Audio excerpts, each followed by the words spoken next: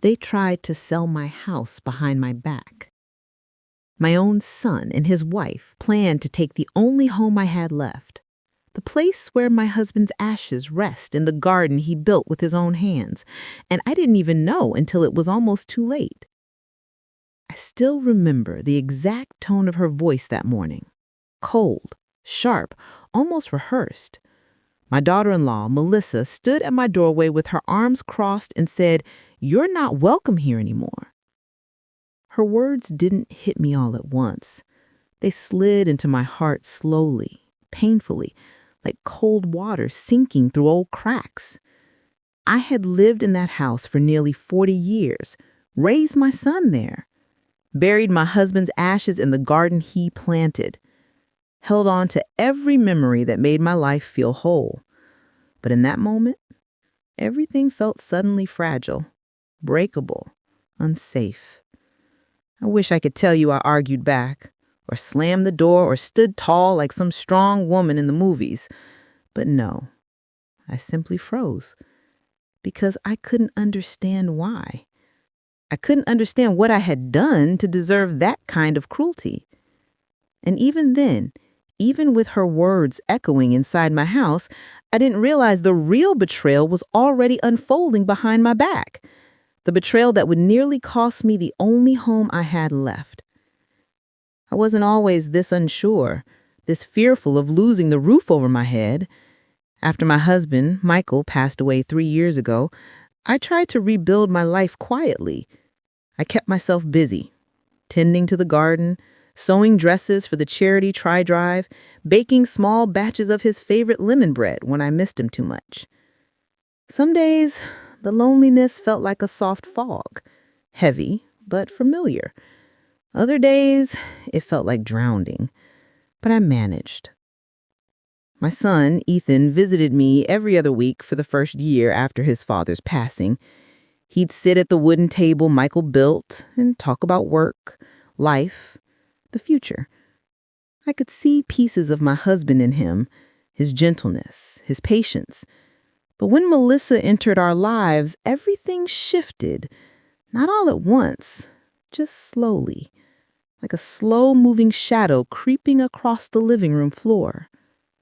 Melissa never liked my house.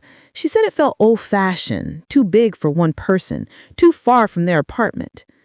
I always brushed it off as young people talk. Young people always think everything can be replaced.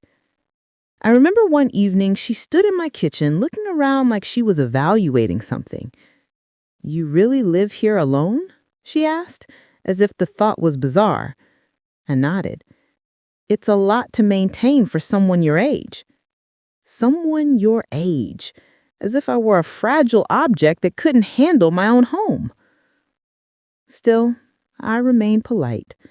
Kindness was something my mother taught me early. Even when the world is cruel, be gentle. It comes back to you sooner or later. But I was beginning to doubt that wisdom. Looking back now, the red flags were everywhere. Little things, small questions, strange looks, comments that didn't feel right. Melissa once asked, "Do you ever think about moving somewhere smaller, maybe closer to us?" I told her gently that this house was Michael's legacy. Her smile tightened. A week later, Ethan suggested, very softly, that I could take a break from the house and stay with him for a little while. He said Melissa was worried about me after a mild fall I had in the garden months earlier. I thanked him for the concern, but I knew that wasn't Melissa's voice of worry. It was her voice of convenience, the kind that wanted to rearrange life like furniture. My neighbor, Mrs. Carter, mentioned something strange one afternoon. She says she saw a man with a camera standing near my driveway taking pictures of my house from different angles. At the time, I brushed it off. Kids taking social media photos or maybe someone admiring the garden. But that wasn't it. It was the first quiet whisper of the storm that was coming. Still, I kept moving through my days, watering plants, sweeping the porch, trying to make peace with my loneliness. I didn't know that while I was tending to rose bushes and reading my late husband's old letters in the evenings, someone was planning to take everything from me. And if you've ever lived long enough to see people change before your eyes, children, spouses, neighbors, you understand how painful it is to watch someone you love drift further away. But the real truth, the part that tore my heart open, came a week after Melissa told me I wasn't welcome anymore. It began with a single voicemail I wasn't meant to hear. And that's when everything truly started to unravel. Subscribe to hear what happens next. New stories shared every week. The voicemail came early in the morning, just after sunrise. I wasn't expecting anyone to call. Most people I knew either visited in person or texted short, polite messages. So when I heard the little vibration on the counter, I assumed it was a reminder from the pharmacy. But when I played it, my breath caught. It wasn't meant for me. It was meant for Ethan. A man's voice, smooth, rushed, businesslike, said, "Hey, just checking again about your mother's property.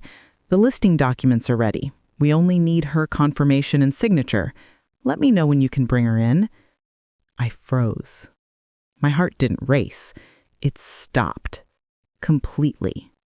My hands trembled as I replayed the message over and over, hoping, begging that I misheard something. My name wasn't mentioned. Neither was Ethan's, but the realtor's tone, the urgency, the assumption, they were discussing my house, my home. For a moment, I couldn't breathe. I placed my hand on the counter to steady myself, but the floor still felt uneven, like the whole world shifted beneath me. Why would Ethan talk to a realtor? Why would he even consider selling the home? And why didn't he tell me? My stomach twisted. Suspicion is a terrible poison. It enters gently, but burns everything it touches. But something inside me whispered, "Don't jump to conclusions. Maybe it's a mistake. Maybe it's something else." So I tried to calm my shaking hands, tried to believe this wasn't what it sounded like. But then I remembered the man with the camera near my driveway, Mrs. Carter's worried expression, Melissa's sudden interest in my well-being, Ethan's hesitant suggestion that I move in with them. It all connected. Not loudly at all, but painfully. I wanted to talk to Ethan, but I couldn't bring myself to dial the number because I already sensed the truth. A mother knows.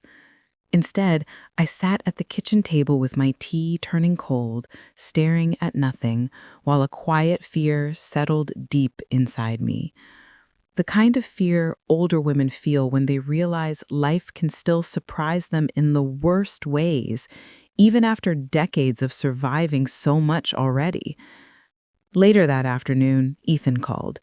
His voice was warm, steady, like he always sounded before everything changed. "Mom, are you doing okay today?" he asked. I wanted to confront him right then. Why are you talking to a realtor?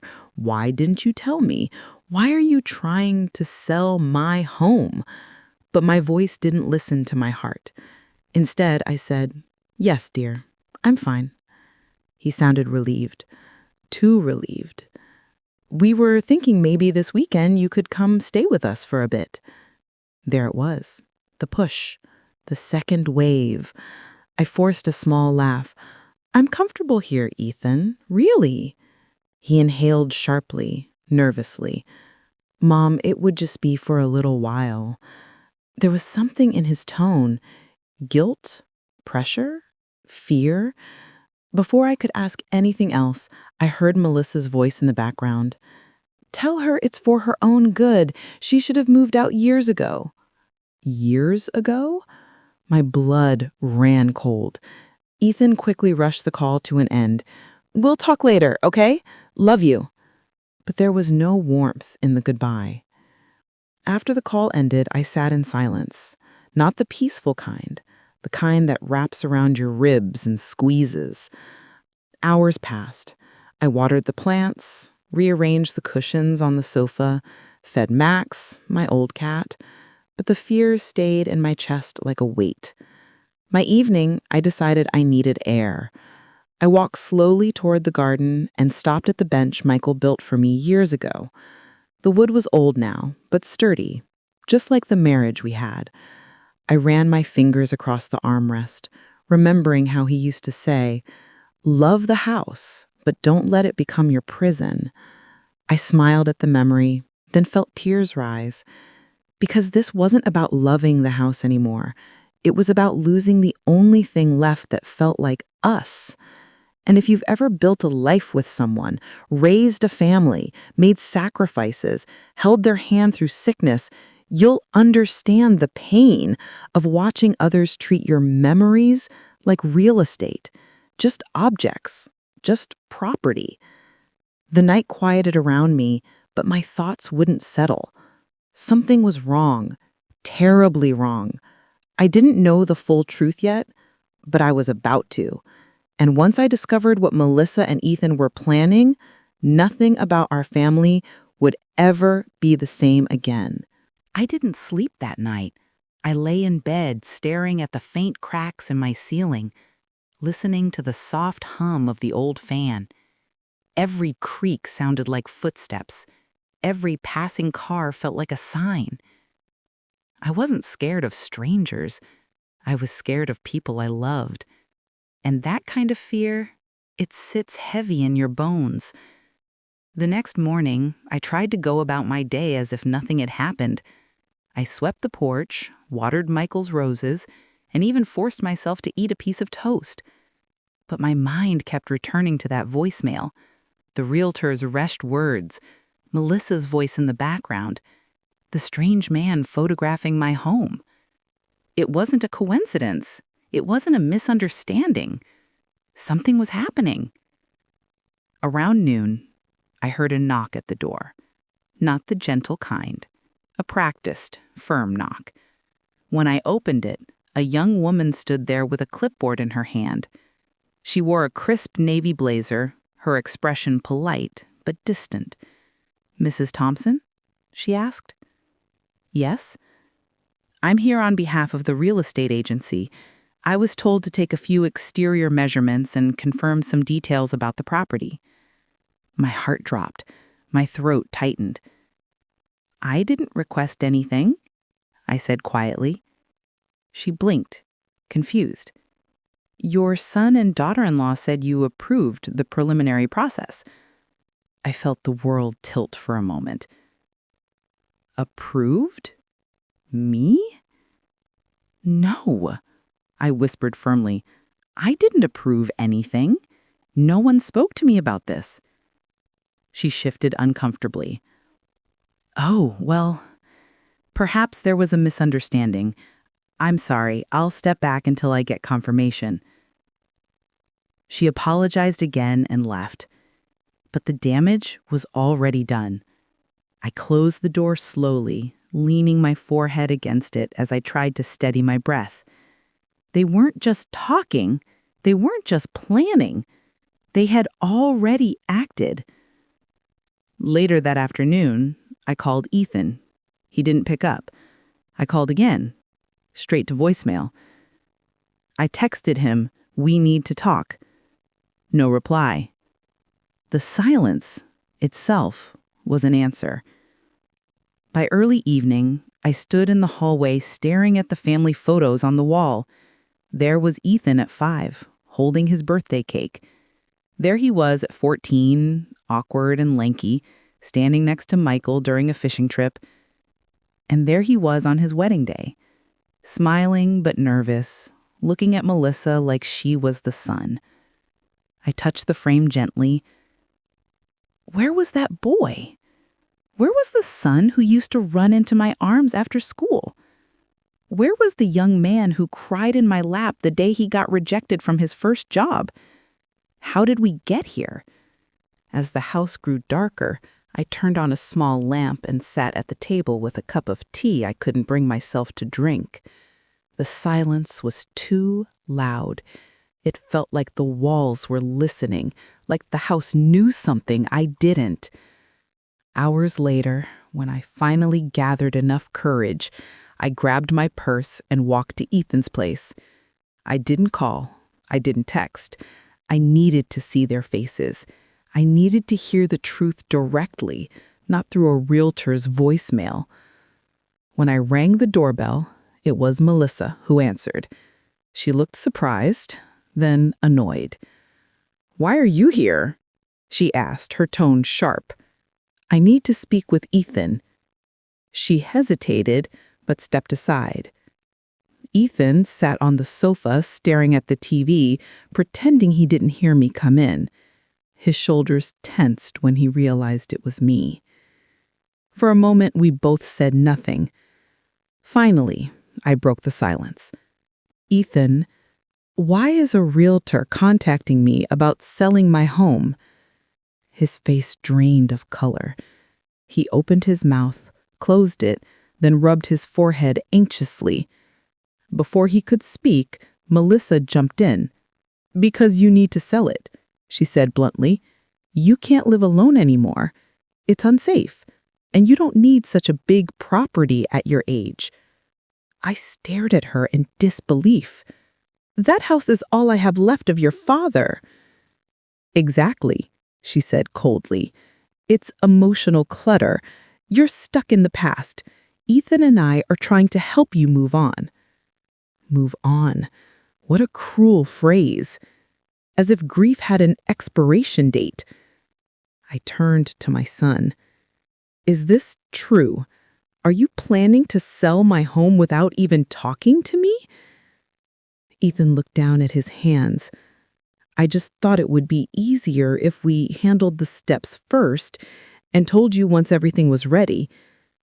My heart cracked, not loud, quietly, almost politely. "That's my house. Your father built that home with his own hands. Our memories live in those walls." Melissa crossed her arms. "And memories don't pay property taxes. You're being unreasonable." Her dismissiveness stung sharper than any slap could. "I don't want to leave my home," I said firmly. "Well, you don't have a choice," she snapped. I inhaled slowly, trying to keep my voice steady, trying not to let the tears fall too quickly. Because in that moment, I realized something far more devastating than their plan to sell my home. They didn't see me as family anymore. They saw me as an inconvenience. And the worst part, they weren't finished yet. I left Ethan's house without another word. Melissa didn't even bother to close the door gently behind me. It slammed shut as if to say, "This chapter is over for you." But I knew, painfully, that it wasn't over at all. Not yet. The walk back home felt longer than usual, even though it was only a few blocks. Each step felt heavier than the last, not because of age.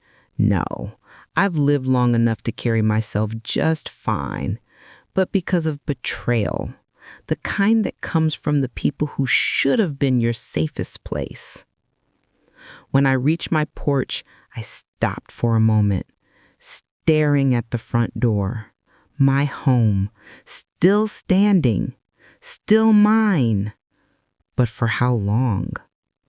As I walked inside, the house felt different, like the air had shifted somehow. The silence wasn't comforting anymore. It was accusing, tense, waiting. I sat down on the sofa, clutching one of the old cushions Michael loved, and tried to gather my thoughts. Why didn't Ethan defend me? Why didn't he look me in the eye? How did I become the outsider in my own life? I wiped away tears before they could fully fall. I hated crying alone. It made the loneliness feel louder. Later that night, I made myself a cup of tea. but it tasted bitter, wrong. Maybe grief changes flavor too. I reached for the small wooden box where I kept Michael's letters, the ones he wrote during our early years together. His handwriting always steadied my heart. I opened one randomly. If anything ever happens to me, promise me one thing. Don't let anyone take what we built away from you. I froze. It felt like a message reaching out through time, a warning, a reminder. A tear slipped down my cheek despite my effort to stay calm. Oh, Michael, why does it feel like I'm losing everything all over again? I tucked the letter back into the box, my hands trembling slightly. Then I noticed something I hadn't seen before, a folded piece of paper tucked beneath the lining. It must have slid down years ago. I carefully pulled it out. It was a small, handwritten note from Michael, but this one wasn't romantic or playful like the others. The handwriting was sharper, more deliberate. In case you ever feel unsafe, check the folder marked Cedar Ridge Insurance in the study drawer. Trust your instincts. Unsafe? Cedar Ridge Insurance? I hadn't touched that drawer in months. My heart beating faster now, not from fear, but something else. I went to the study. The drawer was stiff. It always got jammed in winter. After some effort, it finally opened with a groan. Inside, buried beneath old receipts and documents, was the folder. I sat at the desk and opened it slowly. Inside were several papers, insurance documents, property papers, and something else, a thick envelope sealed with my name in Michael's handwriting. My hand shook. When I opened it, inside was a stack of documents, legal ones, a notarized statement, a property transfer deed, a will addendum. As I read through each page, the truth pressed harder and harder against my chest. Michael had transferred full ownership of the house to me, alone, not shared, not partial, not inherited, mine, completely mine. He must have done this after his cancer diagnosis, when deep down he knew time was slipping away. He didn't want Ethan or anyone else to manipulate me through grief. Then I found one line, handwritten at the bottom of the last page. I know how people change love. If they ever forget who you are to them, this house will remind them. I let out a shaky breath as a warmth moved through me. Grief mixed with strength, sorrow mixed with clarity. Michael knew. He saw what I couldn't. He protected me even after death.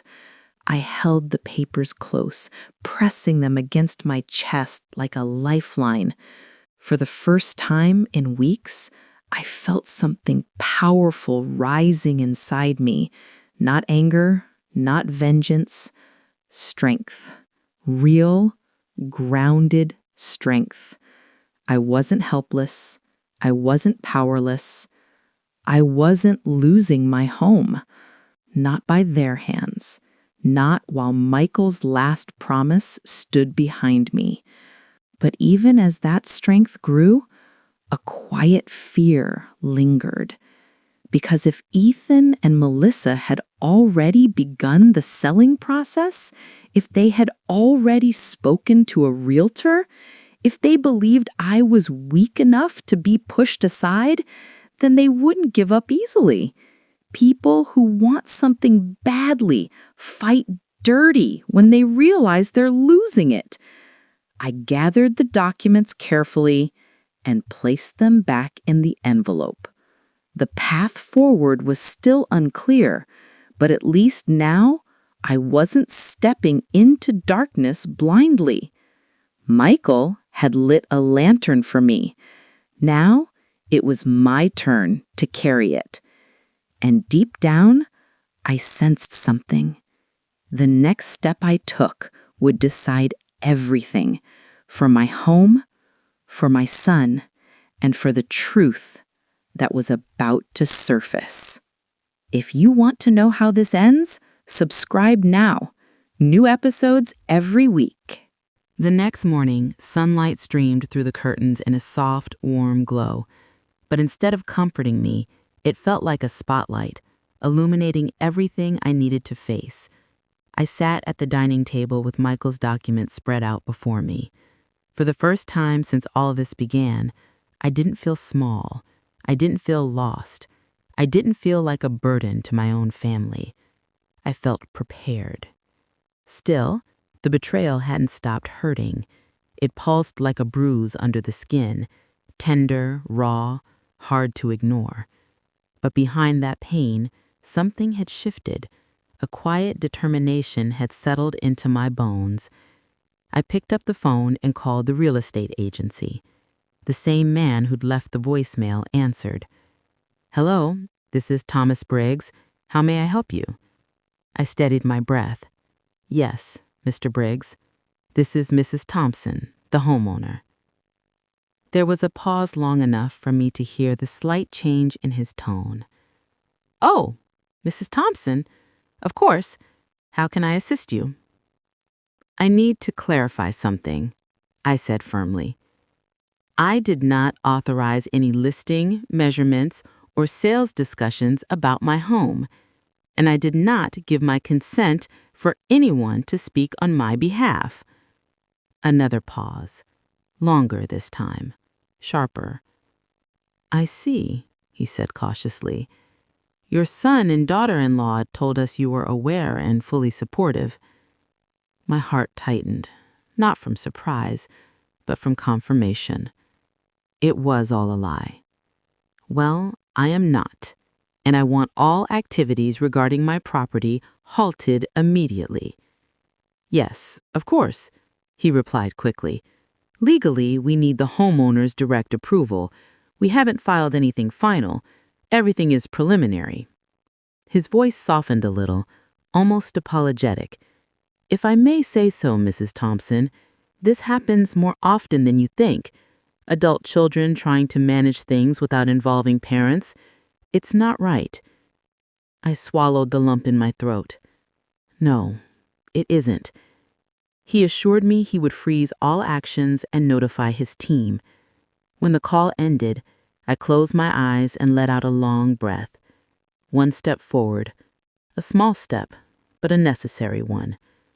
Still, I knew this wouldn't stop Ethan and Melissa, not with the confidence Melissa had shown, the entitlement in her voice, the belief that she could decide the course of my life without my consent. They wouldn't take no as the final answer. I could already imagine Melissa's reaction. When she learned the process had been halted, she'd be furious, not surprised, but furious, because deep down, I suspected she'd simply give up, that age had made me soft, quiet, manageable. She forgot that grief does not erase strength. Sometimes it reforges it. Later that afternoon, I walked to the garden, meeting air. The winter roses were blooming early, beautiful in their resilience. I touched one gently, feeling the softness of the petals beneath my fingertips. Michael used to say, "A home isn't walls and windows. It's the memories that root themselves into you." He was right. As I stood there, I heard the gate creak open. Ethan stepped in, shoulders tense, eyes tired. He must have heard from the realtor. "Mom," he said, his voice strained. "We need to talk." I turned toward him, but I didn't move. I wasn't going to soften the moment for him, not this time. "You went behind my back," He flinched.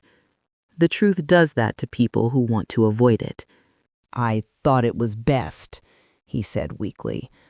Melissa said you were stressing yourself too much. The house is too big. This isn't about the size of the house, I interrupted.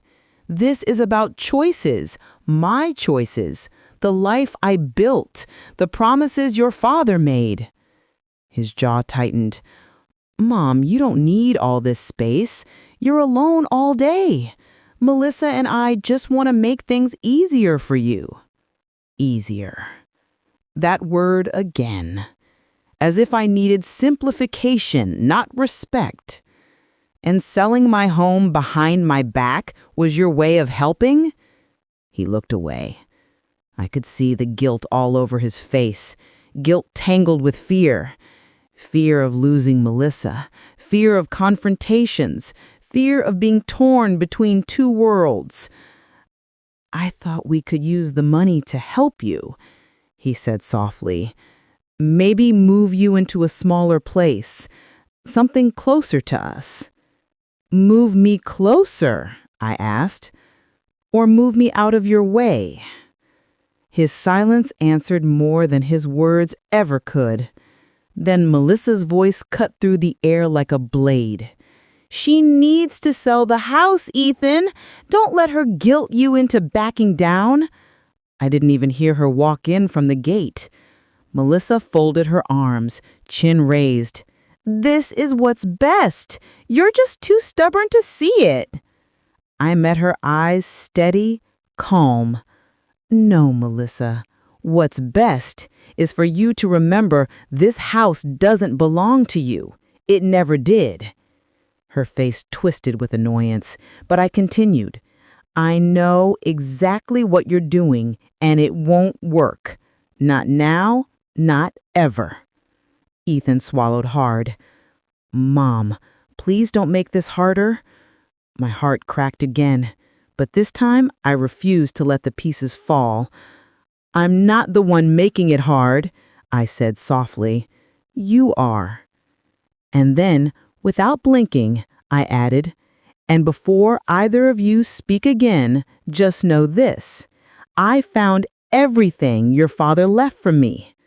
Melissa's expression shifted, confusion mixed with sudden tension. What do you mean? She asked, her voice too sharp, too quick. I didn't answer.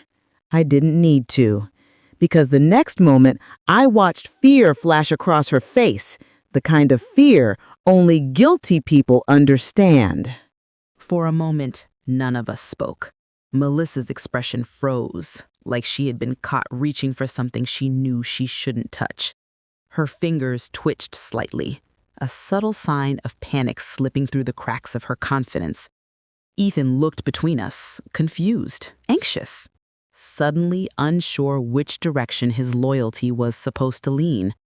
It was the first time in weeks that the power in the conversation shifted, and I wasn't the one standing on uncertain ground anymore.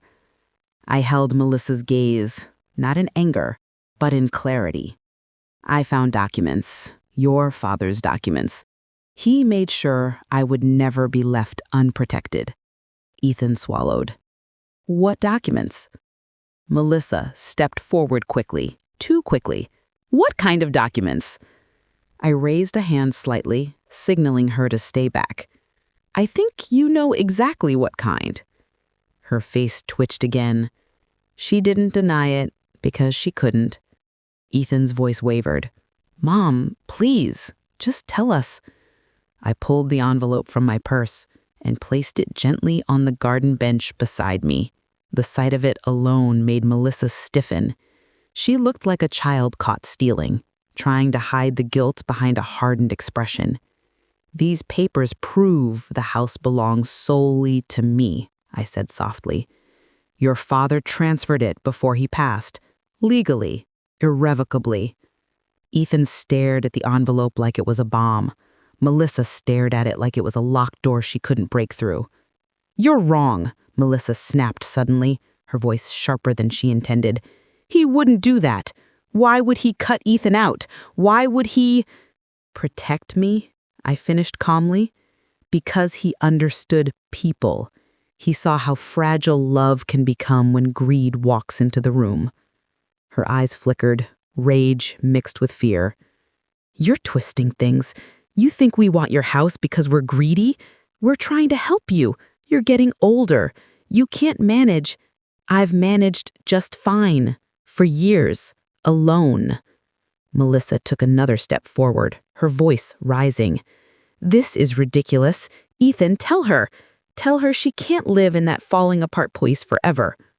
But Ethan didn't speak. His eyes were locked on me, on the envelope. Mom, Dad really did this, he whispered. Yes, I said gently. He trusted me to stay strong, trusted you to stay honorable. One of us kept our promise. The words hit him harder than I expected. His shoulders slumped, and he rubbed his hands over his face as if trying to erase the last several weeks. He didn't mean to hurt you, he said softly. He just thought this was the right thing. Melissa said, you let Melissa speak for you, and she spoke only for herself. Melissa's face turned red. How dare you? But I lifted a hand. No, listen to me, I said, my voice steady as the ground beneath me. This house is not for sale. Not now, not ever. And the realtor has already been informed. The shock on Melissa's face was unmistakable. What? You went behind our back? A bitter laugh escaped me. Quiet, sad. Behind your back? After everything you two did behind mine? Ethan lowered his head, shame washing over him in waves. Mom, I'm sorry. Melissa whipped toward him, furious. Why are you apologizing? She's manipulating you. She always does this. She plays the victim. I shook my head slowly. I'm not playing anything, Melissa. I'm simply protecting what's mine, what your father left for me, what I earned, what I spent an entire life building. Her eyes gleamed with bitterness. This isn't over, she muttered. No, I said quietly, it isn't. I stepped closer, not in anger, but in certainty. Melissa, I know you think I'm weak, but I've lived far longer than you have. I survived things you haven't even imagined.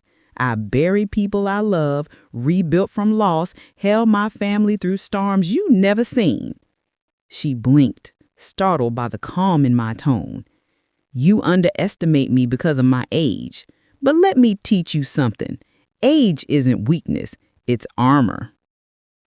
A long silence followed, the kind that shifts the air around you, the kind that reveals truth without needing more words. I turned to Ethan. You still have a chance to choose differently, I said softly. I can forgive mistakes, but I cannot forgive betrayal. His eyes filled. Remorse, regret, fear. I didn't know it would go this far, he whispered. It went exactly as far as you allowed, I replied. Melissa scoffed and rolled her eyes, but her confidence was cracking, splitting open in the light of truth. Ethan took a breath and looked at me again. Mom, what happens now? I looked down at the envelope in my hand, at Michael's handwriting, at the legacy he left me. I closed my fingers around it. What happens now? I repeated softly. Now I show you both the meaning of boundaries. But even as the words left my lips, I sensed something shifting behind Melissa's eyes. A new plan forming. A desperate, reckless one. Because people who are losing control often make their most dangerous move next. For the next 2 days, the house was unusually quiet. Not peaceful quiet. Waiting quiet, like a breath being held. I spent the mornings tending the garden, the afternoons rereading Michael's documents, and the evenings listening to the soft ticking of the old clock in the living room. Every sound felt sharper now, every memory heavier. But beneath all of it, there was a strange calmness. I had truth on my side. I had documents. I had Michael's foresight, and for the first time in a long time, I had my voice back. Still, in the stillness of those days, one thought kept echoing. Melissa wasn't done. And I was right. It happened on the third morning. A loud, insistent knock shook the door, so forceful it made Max, my old cat, jump off the sofa and hide under the table. I took a breath, bracing myself, and opened the door. Melissa stood there with a furious expression, holding a folder in her hands. Ethan trailed behind her, looking exhausted and defeated. "We need to talk," she snapped. I leaned on the doorframe. "No, Melissa, you need to talk. I'm listening." She shoved the folder toward me. "I spoke to an attorney. We want you to reconsider the sale." The word "want" felt like a command, like she still believed she had authority over my life. I raised a brow. "And?" "And," she continued, "if you won't sell the house, then Ethan and I will have to pursue guardianship options. You clearly can't make rational decisions anymore." Ethan's head dropped. "Melissa, please. No," she barked. "I'm not going to let her ruin our future because she's stuck in some sentimental fantasy." I stared at her, stunned but not surprised. Guardianship. She was threatening to legally take control of my life. The cruelty of it hit me like a cold wave. Not because I was scared, because she thought I was weak enough to fall for it. I stepped outside and closed the door behind me, standing directly in front of her. My voice was calm, too calm. "Melissa, you don't even fully understand what guardianship requires. You don't understand the laws, or the documentation, or the medical evaluations, or the ethical reviews." Her confidence faltered for the first time.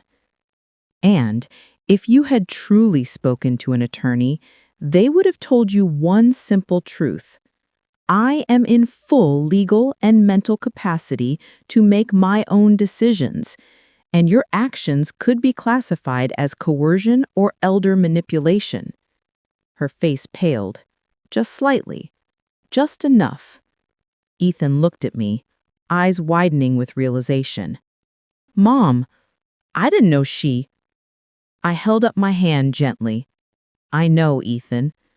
Then I turned back to Melissa. "You thought you could take my home, and when you couldn't, you thought you could take me. But you don't understand something important." I stepped closer, my voice soft but unshakable. "I survived burying a husband. I survived raising a child alone when money was tight. I survived nights filled with grief so heavy I didn't know if morning would ever come." Her lips tightened, but she didn't speak. "I survived life," I said, "and I will not lose to you." I reached into my bag and pulled out the envelope of documents. I opened it calmly, holding up the notarized deed in Michael's handwriting. "This," I said, "is my protection, my boundary, my anchor, not yours to question, not yours to take." Melissa stared at the paper like it was the end of the world. She turned to Ethan, her voice trembling between anger and panic. "Say something. Stop her. Tell her we need—" "Enough," Ethan whispered. It was the first time he had spoken with any authority in weeks. "Melissa, stop." She spun toward him, eyes wide. "What are you doing? She's manipulating you." "No," he said quietly. "You manipulated me. You pushed this too far." She blinked, stunned by the betrayal. "I love you," Ethan continued. "But this was wrong. Trying to take Mom's home? Threatening guardianship? Lying to the agency? His voice cracked. You crossed a line. For a moment, the entire world went silent. Melissa stood frozen, realizing Ethan was slipping away, not just from the plan, but from her influence. I won't lose everything because of your mother, she whispered, shaking. You lost everything because of yourself, I said gently. Her eyes filled, not with sadness, but with fury. And then she walked away, fast, without looking back. Ethan stood there, motionless. I reached out and touched his arm softly. You're still my son. But trust is something that doesn't repair overnight. He lowered his head. I know, Mom. I'm so sorry. I nodded, my voice warm but firm. It will take time and effort on your part, not mine. Tears slipped down his cheeks, quiet, ashamed. I'll do better, he whispered.